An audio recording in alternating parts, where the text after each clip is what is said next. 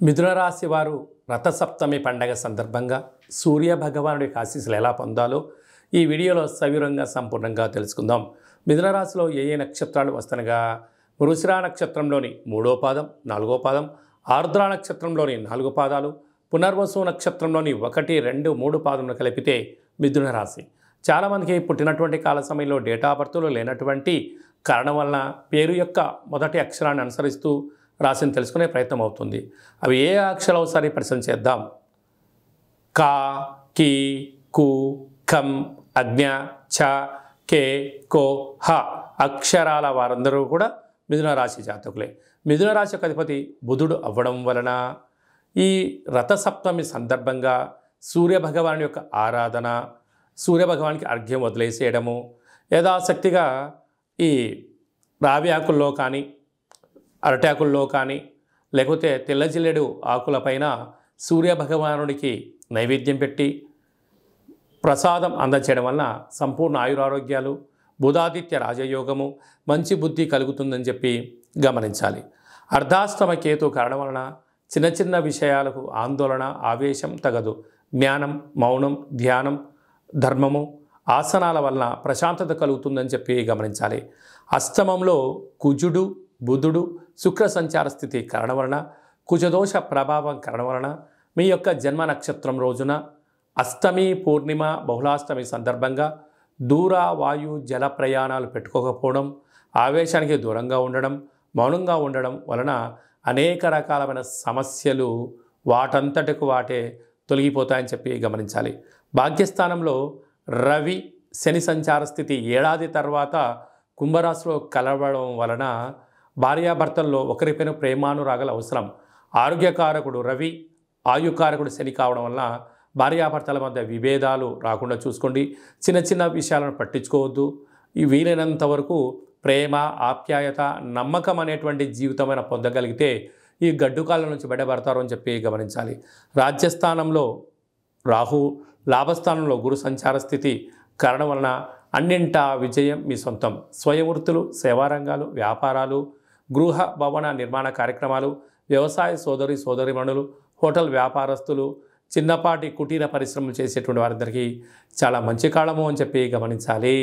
కర్కాటక రాశి వారు రథసప్తమి సందర్భంగా రవి భగవానుని యొక్క ఆశీస్సులు ఎలా పొందాలో ఈ వీడియోలో సవివరంగా సంపూర్ణంగా తెలుసుకుందాం.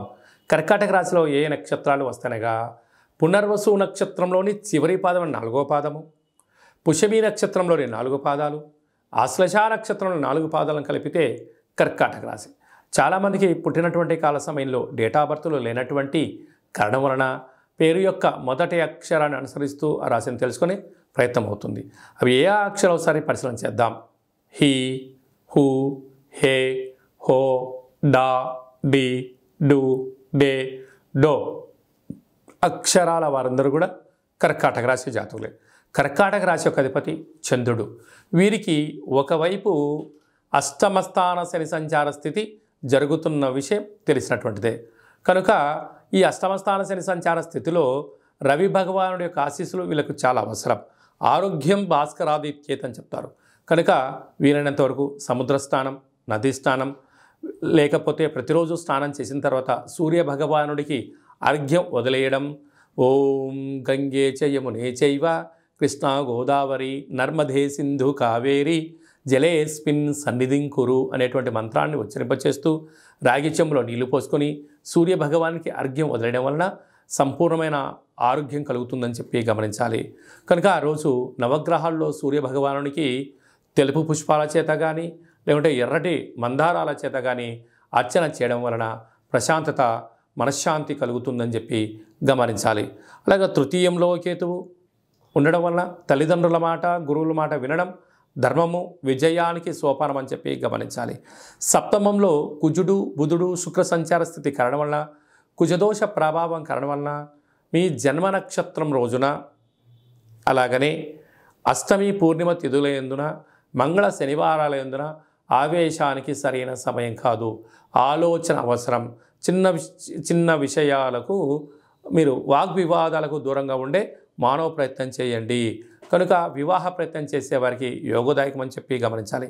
అష్టమంలో ఆయుస్థానంలో ఏడాది తర్వాత రవి భగవానుడు శని భగవానుతో కలిసి ఉండడం వలన తల్లిదండ్రులతో చాలా వాగ్వివాదాలు చేయకుండా మౌనంగా ధ్యానంగా ప్రశాంతంగా ఉండే ప్రయత్నం చేయండి. దయచేసి విలువలతో కూడిన జీవితాన్ని పొందండి. లేకపోతే అనేక రకాల వాహన ప్రమాదాలు పొంచి ఉన్నాయి. తస్మాత్ జాగ్రత్త. భాగ్యస్థానంలో రాహు, రాజ్యస్థానంలో గురు సంచార స్థితి కారణం వల్ల వృత్తులలో ఉద్యోగాల్లో వ్యాపారాల్లో స్వల్పమైనగా మందగించినను మీరు ఆందోళన చెందనక్కర్లేదు. రాబోయే కాలం అంతా కూడా మీకు సువర్ణ యుగమే అని చెప్పి గమనించాలి. అలాగే స్వయం వృత్తులు, సేవారంగాలు, హోటల్ వ్యాపారాలు, నీటికి సంబంధించినటువంటి వ్యాపార కార్యకలాపాలు చేసేటువంటి వారందరూ కూడా గృహ భవన నిర్మాణ కార్యక్రమాలు, మార్కెటింగ్ ఏజెన్సీలు, అలాగనే నీటికి సంబంధించిన ఆహార ఉత్పత్తుల వారందరికీ కూడా శుచి శుభ్రత చాలా అవసరం అని చెప్పి గుర్తుపెట్టుకోవాలి. సింహరాశి వారు రథసప్తమి పండగ సందర్భంగా ఎలాంటి విధి విధానాలు పాటించాలో, రవి భగవానుడి యొక్క ఆశీస్సులు ఎలా పొందాలో ఈ వీడియోలో సవివరంగా సంపూర్ణంగా తెలుసుకుందాం. సింహరాశిలో ఏ నక్షత్రాలు వస్తాయనగా మఖా నక్షత్రంలోని 4 పాదాలు, పుబ్బా నక్షత్రంలోని 4 పాదాలు, ఉత్తరా నక్షత్రంలోని 1 పాదం కలిపితే సింహరాశి. చాలామందికి పుట్టినటువంటి కాల సమయంలో డేటా ఆఫ్ బర్త్లు లేనటువంటి కారణం వలన పేరు యొక్క మొదటి అక్షరాన్ని అనుసరిస్తూ ఆ రాశిని తెలుసుకునే ప్రయత్నం అవుతుంది. అవి ఏ అక్షరాలు ఒకసారి పరిశీలన చేద్దాం. మా, మీ, మో, మే, మో, టా, టీ, టు, టే అక్షరాల వారందరూ కూడా సింహరాశి జాతకులే. సింహరాశి యొక్క అధిపతి రవి. ఆ రవి మాఘమాస శుద్ధ సప్తమి సందర్భంగా మనకు రథసప్తమి అని చెప్తారు. కనుక తప్పకుండా ఆ రోజు సూర్యభగవానునికి నమస్కారం చేయడం, ఎర్రటి పుష్పాలతో అర్చన చేయడం, ఎర్రటి గులాబీలతో కార్యక్రమం చేయడం, సూర్య నమస్కారాలు, సూర్యారాధన, ముద్రలు, ఆ అరుణపారాయణం చేయడం వలన మీకు అద్భుతమైన ఆయురారోగ్యాలు, ప్రశాంతత, మనశ్శాంతి కలుగుతుందని చెప్పి గమనించాలి. ధనస్థానంలో కేతు సంచార స్థితి ఉండడం వలన ధన విషయంలో, సమయ విషయంలో, మాట్లాడే విషయంలో ఇది అంత సరైన సమయం కాదు. మౌనం, ధ్యానం, ప్రశాంతత, ఆచితూచి మాట్లాడడం ఒక నియమంగా ఏర్పాటు చేసుకోండి. మీకు చాలా మంచి కాలం ఉంటుంది.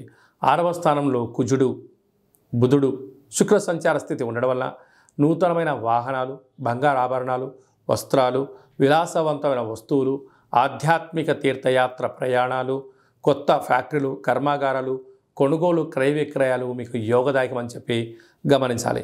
7వ స్థానంలో ఏడాది తర్వాత రవి భగవానుడు చేత శని భగవానుడు కలిసి ఉండడం వలన ప్రేమికుల మధ్య విభేదాలు, భార్యాభర్తల మధ్య ఆటంకాలు, కొన్ని చిన్న చిన్న విషయాలకు చెయ్యని తప్పులు కూడా మీరు నింద మోపే పరిస్థితి ఉంటుంది. కనుక మీరు ప్రతి మాట ఆచితూచి మాట్లాడడం యోగదాయకం. అష్టమంలో రాహు సంచార స్థితి ఉండడం వల్ల వేలకు తిండి, వేలకు నిద్ర, వేలకు ఆసనం, వేలకు ముద్ర, మౌనమే మీ ఆరోగ్యానికి శ్రీరామ రక్ష అని చెప్పి మీరు గుర్తుపెట్టుకోవాలి. భాగ్యస్థానంలో గురు సంచార స్థితి ఉండడం వలన భార్య పైన భర్త, భర్త పైన భార్య, ప్రేమానురాగాలు అవసరం. లేకపోతే అపార్థాలు, అనర్థాలు జరిగి అనేక రకాల ఇబ్బందికి మీరే కేంద్ర బిందువు అవుతారు. కనుక ఇలాంటి కాల సమయంలో సూర్యారాధన శ్రేష్టం, యోగం, ఆనందం, ఐశ్వర్యం అని చెప్పి మీరు గమనించాలి. ప్రభుత్వ ఉద్యోగస్తులు, ప్రైవేటు పాఠశాలలో పనిచేసే వారందరూ కూడా ప్రైవేట్ సెక్టార్లో ఉండబడిన వారందరికీ గృహ భవన నిర్మాణ కార్యక్రమాలు, వ్యవసాయ సోదరీమణులకు చాలా మంచి కాలము అని చెప్పి గమనించాలి.